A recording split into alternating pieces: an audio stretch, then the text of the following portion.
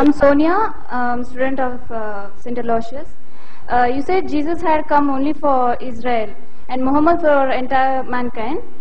We Christians and Muslims also believe in second coming of Jesus. In that case, how can you claim that Muhammad is the last prophet? The sister asked the question that I said that Jesus, peace be upon him, was only meant for that time, Prophet Muhammad, whole of humanity. Then how come he will come again? If he comes again, Muhammad Sallallahu Alaihi Wasallam is not the last prophet. I do agree with her. Muhammad Sallallahu Alaihi Wasallam is not the last prophet. I do agree with her.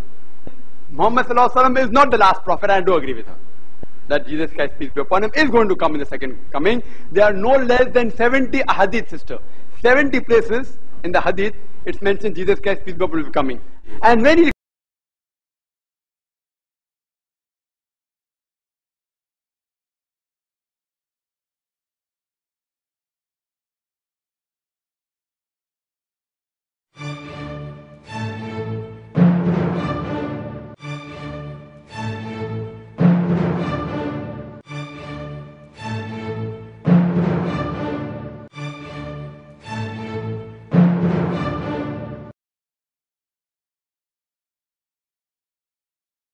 You see, when I said that, Happy Christmas, Happy New Year, that doesn't mean, what is Christmas?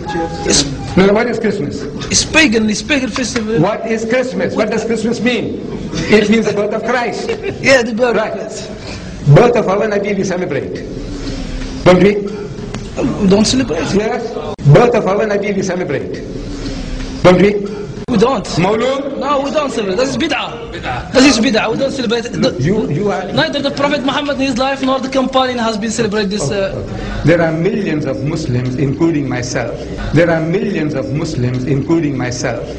I don't mind having a birthday celebration of the Prophet. He said, Bid'ah. I said, okay, my son, I'm not going to argue with you. I don't want to convert you. I don't want you to convert me. You see? I'm not here. But Quran and Sunnah will judge between us. Okay, leave it to Allah. That judgment leave it to No, Allah. how can we leave it to Allah? And celebrating birthdays of people who have died. This leads to shirk for sure. This leads to shirk for sure. Like celebrating birthdays of religious leaders, whether it be Jesus Christ, peace be upon him, whether it be Buddha, whether it be any messenger, Celebrating that is haram. Celebrating that is haram because that comes in worship.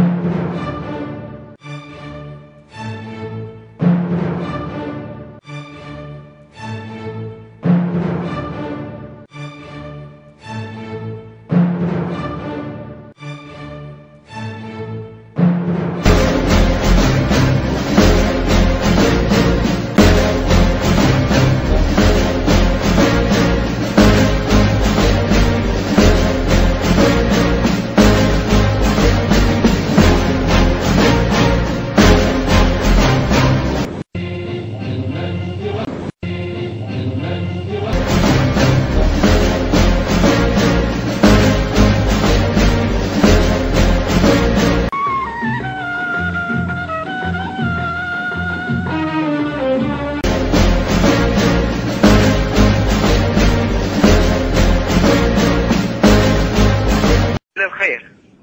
هذا سؤال أول. نعم. والله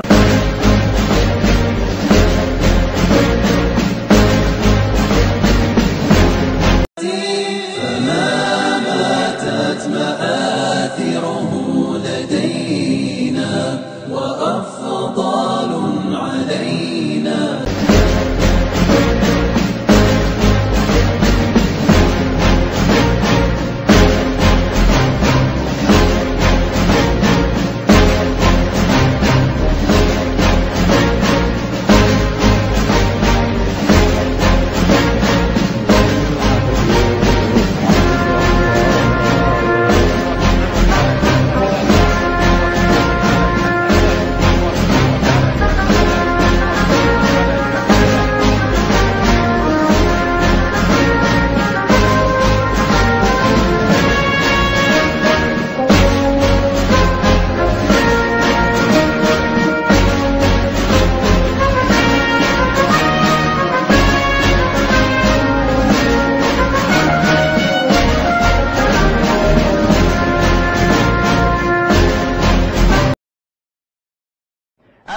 understanding about the wall of Karbala? You said that Yazid, may Allah be pleased with him, that सही बुखारी की हदीस है मोहम्मद सल्लल्लाहु अलैहि वसल्लम की कि जो शख्स कॉन्स्टेंटिनोपल के जंग में शरीक करेंगे वो लोग जन्नत जाएंगे। और यजीद रहीमुल्लाह सदर थे। आप अगर तस्वीर पढ़ेंगे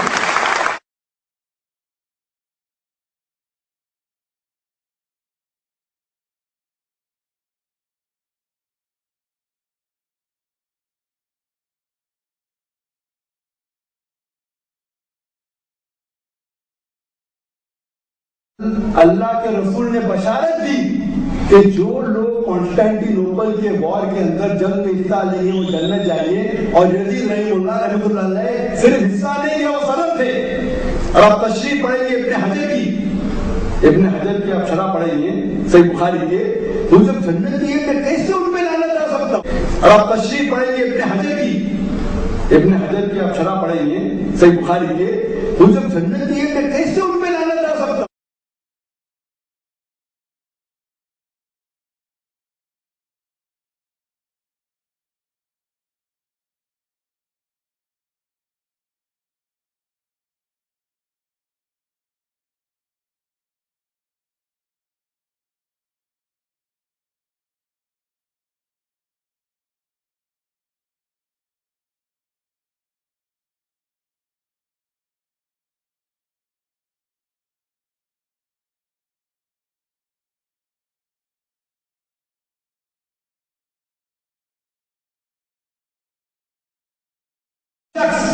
कॉन्स्टेंटिनोपल के जंग में शरीक करेंगे वो लोग जन्नत जाएंगे। कॉन्स्टेंटिनोपल के जंग में शरीक करेंगे वो लोग जन्नत जाएंगे। कॉन्स्टेंटिनोपल के जंग में शरीक करेंगे वो लोग जन्नत जाएंगे। और यजीद रहीमुल्लाह सदर थे।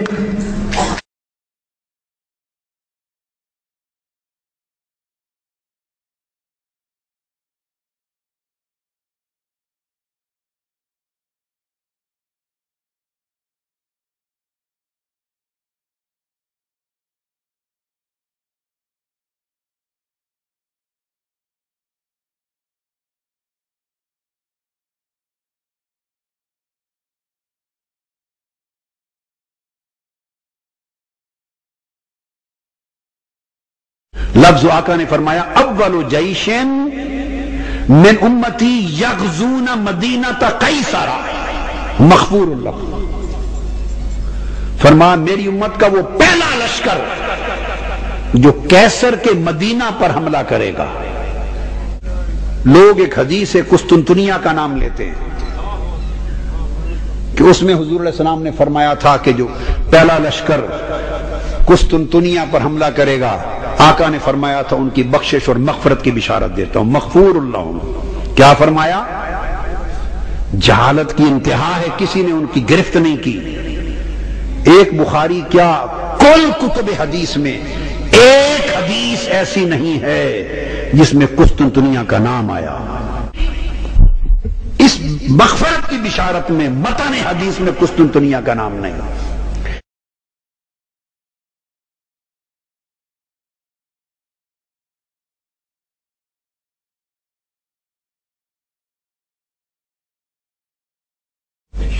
कैसर रूम का कोई भी शहर हो सकता है। कुस्तुनतुनिया का नाम शारहीन ने लिया, साहिब हदीस ने, मुस्तफा ने नहीं लिया सल्लल्लाहु अलैहि वसल्लम।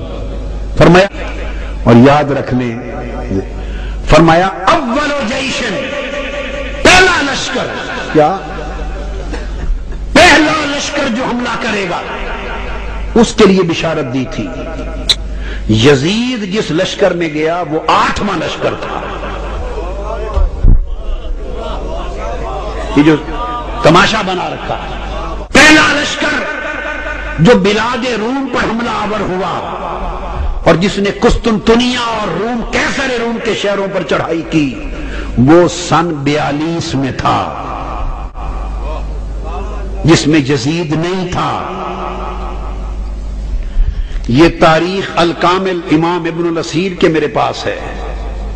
अल्लामा इब्न खल्दून की तारीख को पढ़ लें, अल कामिल फी तारीख इमाम इब्न असीर को पढ़ लें, इमाम ज़हबी की तारीख इस्लाम को पढ़ लें, कुल कुतुब हदीस, इमाम इब्न कसीर की अल बिदाया व निहाया पढ़ लें।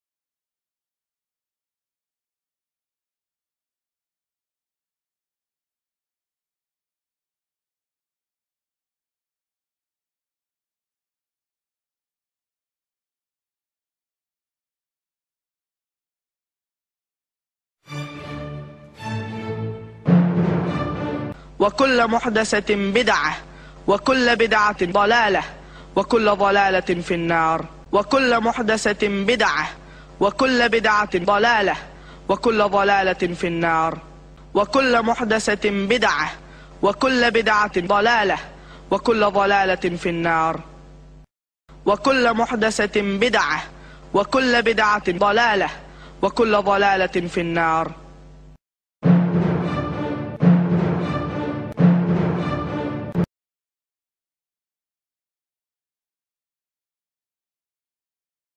उनके खिलाफ शिया और बरेलवी उलेमा लामबंद हो रहे हैं। सरकार ने लखनऊ में उनके लेक्चर देने पर रोक लगा दी है और अब उनके खिलाफ फतवा भी जारी हो गया है जिसमें उनके भाषणों को हराम करार दिया गया है।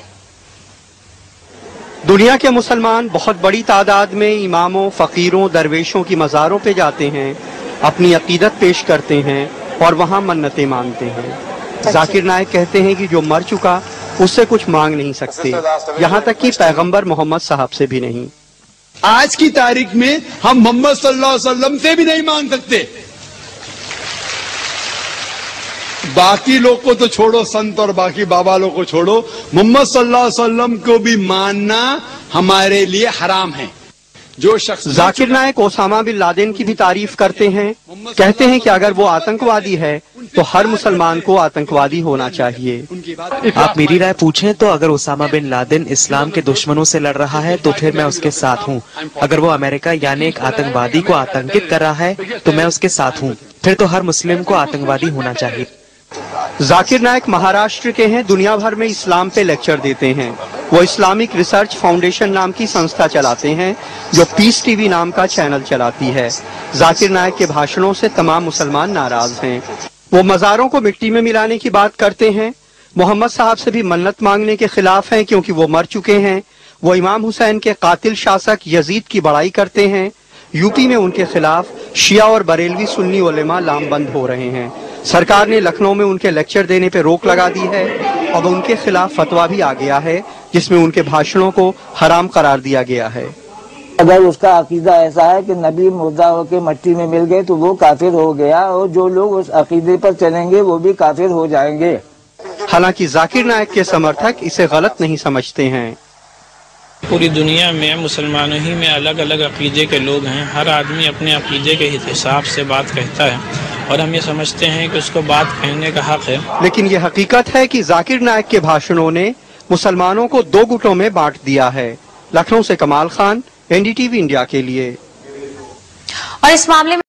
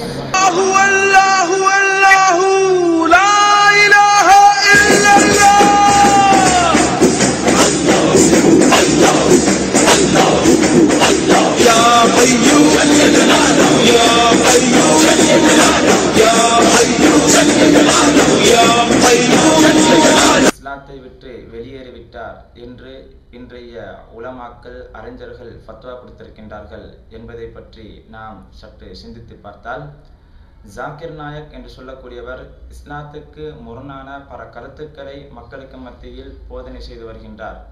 அதனால் இன்று உலகத்திலே இருக்கக்கூடிய மிக பிரபல்யமான அறிஞர்கள் உலமாக்கள் ஜாக்கிர் நாயக்குக்கு இஸ்லாத்தை விட்டு வெளியேறியவர் என்ற ஃபத்வாக்களை கொடுத்திருக்கின்றது யாவரும் அறிந்த உண்மையாக இருந்து கொண்டிருக்கின்றது. இவரை பற்றி நல்லெண்ணம் கொண்டவர்களும் இருந்து கொண்டிருக்கின்றார்கள். ஆனால் இவர் சொல்லுகின்ற கருத்துக்களை உலமாக்களிடத்தில் கேட்டால் நிச்சயமாக இது இஸ்லாத்துக்கு முரணான கருத்துக்கள் என்பதை அந்த உலமாக்கள் எமக்கு தெளிவான முறையில் ஆதாரங்களுடன் சமர்ப்பித்துக் கொண்டிருக்கின்றார்கள். அதனால்தான் உலகத்தில் இருக்கக்கூடிய மிக மூத்த அறிஞர்கள் அவர் இஸ்லாத்தை விட்டு வெளியேறிவிட்டார் என்ற கருத்தை சொல்லி வருகின்றார்கள். ஏன் அப்படி சொல்ல வேண்டும் என்று சொன்னால், ஜாக்கிர் நாயக்கிடத்தில் ஒரு பெண்மணி கேள்வி கேட்கும் பொழுது, கண்மணி நாயகம் ஸல்லல்லாஹு அலைஹி வஸல்லம் அன்னவர்கள் இறுதி நபி என்று நீங்கள் சொல்கிறீர்கள், ஹாத்தமுன் நபி என்று நீங்கள் சொல்கிறீர்கள். ஆனால் கியாமத் நாளுடைய அடையாளங்களில் இறுதியாக ஈசா அலைஹிஸ்ஸலாத்து வஸ்ஸலாம் அன்னவர்கள் இந்த உலகத்தில் தோன்றுவார்கள் என்றும் சொல்லியிருக்கின்றீர்கள். அப்படியானால் எப்படி எமது நாயகம் ஸல்லல்லாஹு அலைஹி வஸல்லம் அன்னவர்கள் இறுதி நபி என்று நீங்கள் கூறுவீர்கள் என்ற இந்த கேள்விக்கு டாக்டர் ஜாக்கிர் நாயக் பதில் சொல்லும் பொழுது, முஹம்மது ஸல்லல்லாஹு அலைஹி வஸல்லம் is not the last prophet. நபிகள் நாயகம் ஸல்லல்லாஹு அலைஹி வஸல்லம் அன்னவர்கள் இறுதி நபி இல்லை என்ற வார்த்தையை உபயோகிக்கின்றார். ஹாத்தமுல் அம்பியா, நபிமார்களுக்கெல்லாம் கடைசியாக வரக்கூடிய கண்மணி நாயகம் ஸல்லல்லாஹு அலைஹி வஸல்லம் அவர்களை பார்த்து இறுதி நபி இல்லை என்ற வார்த்தையை உபயோகிக்கின்றார் டாக்டர் ஜாக்கிர் நாயக். எனவே இது இஸ்லாத்துடைய கொள்கை கோட்பாடுகளுக்கு முரணான கருத்தாக இருந்து கொண்டிருக்கின்றது. அவர் எப்படி பதில் சொல்லி இருக்க வேண்டும் என்றால், ஈசா அலைஹிஸ்ஸலாத்து வஸ்ஸலாம் அன்னவர்கள் இறுதி இறை தூதராக வருவதில்லை, மாறாக இறை நேசராகத்தான் வருவார். கண்மணி நாயகம் ஸல்லல்லாஹு அலைஹி வஸல்லம் அவருடைய உம்மத்தில் ஒருவராகத்தான் வருவார். ஆனால் இவர் அந்த இடத்தில் தப்புவதற்காக வேண்டி இறை நேசராக வர வேண்டிய ஈசா அலைஹிஸ்ஸலாத்து வஸ்ஸலாம் அன்னவர்களை அவர் என்ன செய்கின்றார்? கண்மணி நாயகம் ஸல்லல்லாஹு அலைஹி வஸல்லம் அன்னவர்கள் கடைசி நபி இல்லை, ஈசா அலைஹிஸ்ஸலாம் பின்னால் வருவார் என்பதை அவர் நபியாகத்தான் வருகின்றார் என்பதை தான் ஒத்துக்கொள்கின்றார். எனவேதான் இது இஸ்லாமியுடைய கொள்கை கோட்பாடுகளுக்கு மாற்றமான கருத்து என்பதனால் இப்படியான உலமாக்கள் இவருக்கு இந்த ஃபத்வாக்களை கொடுத்திருக்கின்றார்கள். அது மாத்திரமல்லாமல் கண்மணி நாயகம் ஸல்லல்லாஹு அலைஹி வஸல்லம் அன்னவர்களிடத்தில் வசீலா தேடுவதை பற்றி இவரிடத்தில் கேட்கப்பட்ட பொழுது கண்மணி நாயகம் ஸல்லல்லாஹு அலைஹி வஸல்லம் வசீலாவுக்கு எதிராக 25 ஆயத்துக்கள் குர்ஆனில் இடம்பெற்றிருப்பதாக ஒரு மகா பெரிய பொய்யை கூறியிருக்கின்றார். எனவேதான் அந்த ஆயத்துக்களை அவர் சொல்லும் பொழுது அந்த ஆயத்துக்களில் சொல்லப்பட்டிருக்கின்றவைகள் அத்தனையுமே இஸ்லாமியர்களை பற்றியோ அல்லது இறை தூதர் ஸல்லல்லாஹு அலைஹி வஸல்லம் கேட்பதை பற்றியோ இறை நேசர்களிடத்தில் கேட்பதை பற்றியோ உண்டான வசனங்கள் கிடையவே கிடையாது. அந்த வசனங்களில் சொல்லப்பட்டவைகள் அத்தனையுமே சிலைகள் சம்பந்தமாக இறக்கப்பட்ட ஆயத்துக்களை முஸ்லிம்களின் பக்கம் திருப்பி அதிலும் இறை நேசர்களின் பக்கம் திருப்பி அதிலும் இறை தூதர்களின் கண்மணி நாயகம் ஸல்லல்லாஹு அலைஹி வஸல்லம் மன்னவர்களுக்கு உட்பட இப்படியான நபிமார்களுடைய மேலில் அபாண்டமான பழி சுமத்தி வசீலாவை தடுப்பதற்காக வேண்டி பெரும் குற்றச்சாட்டை ஜாகிர் நாயக் செய்திருக்கின்றார். நாம் இந்த விடயத்தை பற்றி இலங்கைக்கு வந்த பொழுது எம்முடைய சகோதரர்கள் கூட டாக்டர் ஜாகிர் நாயக்கிடத்தில் நேரடியாக சென்று இது சம்பந்தமாக கேட்ட பொழுது அந்த 25 வசனங்கள் எவை என்று கேட்ட பொழுது டாக்டர் ஜாகிர் நாயக் மழுப்பிய காட்சிகளில் யூடியூபில் நீங்கள் அசுன்னா ட்ரஸ்ட் என்று சொல்லக்கூடிய யூடியூப் சேனலில் நீங்கள் பார்த்துக் கொள்ளலாம். அது மாத்திரமல்லாமல் இப்படி வசீலாவுக்கு முரணாகவும் கண்மணி நாயகம் ஸல்லல்லாஹு அலைஹி வஸல்லம் அவர்களுக்கு ஹாத்தமுல் அம்பியா என்பதை மறுத்தும் பேசியது மாத்திரமல்லாமல் டாக்டர் ஜாகிர் நாயக் கண்மணி நாயகம் ஸல்லல்லாஹு அலைஹி வஸல்லம் அன்னவர்களுடைய அருமை பேரராக திகழக்கூடிய இமாம் ஹுசைன் ரலியல்லாஹு தஆலா அன்னவர்களின் மீது ஒரு அபாண்டமான ஒரு பொய் குற்றச்சாட்டை சுமத்தி இருக்கின்றார். அதாவது உலகமே கண்மணி நாயகம் ஸல்லல்லாஹு அலைஹி வஸல்லம் திரு பேரப்பிள்ளையான ஹுசைன் ரலியல்லாஹு தஆலா அவர்களை மதிக்கின்றார்கள், உள்ளத்திலே மிகவும் நேசம் வைத்திருக்கின்றார்கள். கர்பலாவில் அவர்கள் கொல்லப்பட்ட நிகழ்ச்சியொட்டி கண்ணீர் வடிக்கக்கூடிய எத்தனையோ இஸ்லாமியர்கள் இன்றைக்கு நாம் பார்த்து கொண்டிருக்கின்றோம். ஆனால் இவர் யசீதுக்கு சார்பாகவும் ஹுசைன் ரலியல்லாஹுவை தாழ்த்தியும் பேசியிருக்கக்கூடிய கிளிப்புகளும் யூடியூபில் அப்லோட் செய்யப்பட்டிருக்கின்றது. அவைகளையும் உங்களுக்கு பார்த்து கொள்ளலாம். எனவே இப்படியான இஸ்லாத்துக்கு முரணான கருத்துக்களை சொல்லி வருகின்ற ஜாகிர் நாயக் மதஹபு சம்பந்தமான விடயத்திலும் கூட தன்னுடைய சுய இஷ்டத்தின் பிரகாரம் தான் ஒரு அறிவாளி, உலகத்தில் தன்னை போன்ற ஒரு அறிவாளி கிடையவே கிடையாது என்ற ஒரு போர்வையில் தன்னுடைய சுய கருத்துக்களை சொல்லி வருகின்றார். ஒரு பெண்மணி அவரிடத்திலே கேள்வி கேட்கும் பொழுது உலகத்தில் முஸ்லிம்கள் என்று சொல்லக்கூடியவர்கள் ஏன் சுன்னி ஷியாவாக பிரிந்திருக்கின்றார்கள் என்ற கேள்வியை வைக்கின்றார். அதற்கு டாக்டர் ஜாகிர் நாயக் பதில் சொல்லும் பொழுது அதனுடைய சுருக்கமான பதில் என்னவென்றால், அவர் நீண்ட நேரம் பேசுகின்றார், அதிலே சுருக்கமாக அவர் சொல்கின்ற விடயத்தை நாம் எடுத்துக்கொண்டோமே ஆனால் இந்த ஷாஃபி, ஹனஃபி, ஹம்பலி, மாலிக், அதே போன்று சலஃபி, வஹாபி, சுன்னி, ஷியா இந்த பிரிவுகள் எல்லாம் இஸ்லாத்தில் கிடையாது. அப்படி சொல்லிவிட்டு ரசூலுல்லாஹி ஸல்லல்லாஹு அலைஹி வஸல்லம் அன்னவர்கள் ஷாஃபியாக இருந்தார்களா, ரசூலுல்லாஹி ஸல்லல்லாஹு அலைஹி வஸல்லம் ஷாஃபியாக இல்லாத ஹம்பலியாக இருந்தார்களா, மாலிக்காக இருந்தார்களா, ஹனஃபியாக இருந்தார்களா, சலஃபியாக இருந்தார்களா, ஷியாவாக இருந்தார்களா, சுன்னியாக இருந்தார்களா என்று கேட்கின்றார்கள். நான் கேட்கின்றேன், டாக்டர் ஜாகிர் நாயக் இப்படி சொல்லுகின்ற பொழுது அவர் சொல்லுகின்ற வார்த்தை ரசூலுல்லாஹ் ஒரு முஸ்லிமாகத்தான் இருந்தார்கள் சொல்கின்றார்கள். அவர் எப்படி கேட்டிருக்க வேண்டும்? அந்த பெண்மணி கேட்டது ஷியா சுன்னி என்று ஏன் பிரிந்திருக்கின்றது என்றுதான் கேட்டார்கள். ஆனால் இவர் பதில் சொல்லுகின்றார், ஷாஃபி, ஹனஃபி, ஹம்பலி, மாலிக் எல்லாம் ஏதோ இஸ்லாத்தில் குழப்பத்தை உண்டு பண்ணுவதற்கு வந்தவர்களை போன்று மக்களுக்கு மத்தியிலே ஒரு சிந்தனையை செலுத்துவதற்காக வேண்டி கொடுக்கின்றார். உண்மையிலேயே இவர் சொல்லியிருக்க வேண்டும் எப்படி? ஒரு முஸ்லிமாக ரசூலுல்லாஹி ஸல்லல்லாஹு அலைஹி வஸல்லம் இருந்தார்கள், ஆனால் கிறிஸ்தவராக இருக்கவில்லை, யகூதியாக இருக்கவில்லை, ஒரு ஹிந்துவாக இருக்கவில்லை, ஒரு பௌத்தராக இருக்கவில்லை. ரசூலுல்லாஹ் யாராக இருந்தார்கள்? ஒரு முஸ்லிமாக இருந்தார்கள். இதுதான் சரியான வாதமாக இருக்கும். ஆனால் இவர் முஸ்லிம்களுக்குள் இருக்கக்கூடிய இஸ்லாத்தினுடைய கட்டுக்கோப்பைகளை கட்டுப்பாடுகளை எல்லாம் கண்மணி நாயகம் ஸல்லல்லாஹு அலைஹி வஸல்லம் வாழ்க்கை வழிமுறைகள் எல்லாம் பின்பற்றப்பட வேண்டும் என்பதற்காக வேண்டி பாடுபட்ட இமாம்களை, தன்னுடைய உயிர்களை அர்ப்பணித்து இஸ்லாத்துக்காக வேண்டி சேவை செய்த இமாம்களை ஏதோ இஸ்லாத்திலேயே இல்லாததை போன்று ரசூலுல்லாஹ் ஷாஃபியான்னு கேட்கிறார்கள். அப்படியானால் ரசூலுல்லாஹ் ஒரு முஸ்லிம் என்று சொல்கின்றார்கள். முஸ்லிம் என்று சொன்னால் இமாம் ஷாஃபி ரஹ்மத்துல்லாஹி அலைஹி காஃபிராக இருந்தார்கள், அல்லது ரசூலுல்லாஹ் முஸ்லிமாக இருந்தார்கள் என்று சொல்கின்றார்கள். ரசூலுல்லாஹ் ஹம்பலியாக இருக்கவில்லை என்று. அப்படின்னா ஹம்பலி இமாம் அவர்கள் காஃபிராகவா இருந்தார்கள்? வனஊது பில்லாஹ், அல்லாஹ் நம்மை பாதுகாக்க வேண்டும். இப்படியான நச்சு கருத்துக்களை இஸ்லாத்துக்கு மத்தியிலே புகுத்தி வருகின்றார் டாக்டர் ஜாகிர் நாயக். எனவேதான் இந்த இமாம்கள் என்று சொல்லக்கூடியவர்களை அவர்களை விட்டுவிட்டு புதிதாக ஆரம்பிக்கப்பட்டவைகளை நீங்கள் பின்பற்றினால் நிச்சயமாக வழிகேட்டின் பக்கம் தான் செல்வீர்கள். ஏனென்றால் மதஹபுடைய இமாம்கள் தான் இஸ்லாத்தினுடைய கட்டுக்கோப்பைகள் எல்லாம் அழகான முறையிலே, இஸ்லாத்தை பற்றி அழகான முறையிலே சட்ட திட்டங்களை எல்லாம் எமக்கு கோர்வை செய்து தந்தவர்கள். அவர்களை விட்டுவிட்டு நீங்கள் புதிதானவைகளை பின்பற்றி போனீர்களே ஆனால் நிச்சயமாக வழிகேட்டின் பக்கம் தான் சென்று விடுவீர்கள். எனவேதான் டாக்டர் ஜாக்கிர் நாயக் இந்த விஷயத்தில், மதஹபுடைய விஷயத்திலும் கூட அவர் தவறிழைக்கக்கூடியவர், எனவே இவர் இஸ்லாத்துக்கு விட்டும் வெளியேறியவர் என்று இந்த அறிஞர்கள் டாக்டர் ஜாக்கிர் நாயக்குக்கு முர்த்தத் பட்டம் கொடுத்திருக்கின்றார்கள். அது மாத்திரமல்லாமல் டாக்டர் ஜாக்கிர் நாயக்குடைய கொள்கை இத்தனையும் பேசுகின்றார். அவருடைய அடிப்படையான கொள்கை என்னவென்று சொன்னால் சூஃபிசத்தை அழிப்பது, சூஃபிசம் இல்லை என்று சொல்லி வாதாடுவதுதான் டாக்டர் ஜாக்கிர் நாயக்குடைய அடிப்படையான விஷயம். எனவேதான் அவர் எதை பேசினாலும் எதை சொன்னாலும் சூஃபிசத்துக்கு வழிவகுக்கக்கூடிய ஏதாவது இருந்தால், அதை ஏற்றுக்கொள்ளக்கூடிய தன்மையில் ஏதாவது இருந்தால் அதை எதிர்ப்பது தான் டாக்டர் ஜாக்கிர் நாயக்குடைய அடிப்படை கொள்கையாக இருந்து கொண்டிருக்கின்றது. ஏன் இவர் சூஃபிசத்தை எதிர்க்க வேண்டும் என்றால், யகூதிகளுடைய அடிப்படை திட்டம் சூஃபிசத்தை இல்லாமலாக்க வேண்டும். முஸ்லிம்கள் சூஃபிசம் இருக்கக்கூடிய இடத்துக்கு சென்றால்தான் அங்குதான் இஸ்லாமியர்கள் சரியான ஒரு முறையிலே, ஒரு நேரான பாதையிலே இருப்பார்கள் என்பது யகூதிகளுக்கு தெரியும். அதனால் இந்த பாதையிலிருந்து மக்களை விடுவிக்க வேண்டும் என்பதற்காக வேண்டி யகூதிகள் செய்த பல திட்டங்கள், பெரும் பெரும் திட்டங்கள் எல்லாம் யகூதிகள் செய்திருக்கின்றார்கள். அந்த திட்டங்களில் டாக்டர் ஜாக்கிர் நாயக் ஒரு மகா பெரிய திட்டம். அவரை போன்று பல பேர்களை உருவாக்கின்றார்கள்.